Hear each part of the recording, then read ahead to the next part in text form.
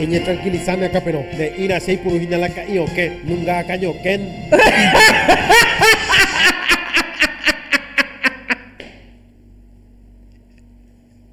¿Caí o qué? Le dijo.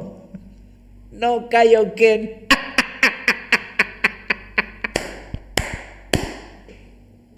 Akerere ukapa darai kwayeta la sepu otahande Europa.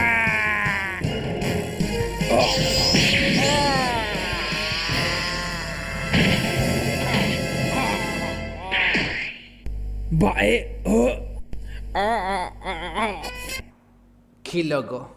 Qué loco. Qué loco la persona que hizo el doblaje. El doblaje en guaraní de Goku, de Dragon Ball, perdón, es un genio, es un genio. La verdad yo no sé ustedes, no, va a ver, díganme si estoy errado o no, pero como que hay acá algunas personas en Paraguay que como que les da vergüenza al guaraní, ¿no?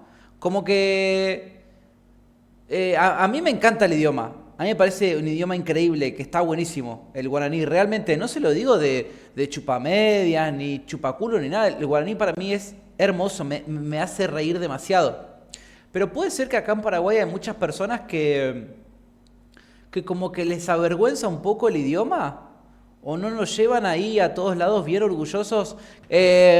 Así que eso puede ser, ¿no? De que algunos el idioma guaraní como que no estén ahí como muy orgullosos de hablarlo, ¿no? Puedo estar errado, yo pregunto, ustedes sabrán.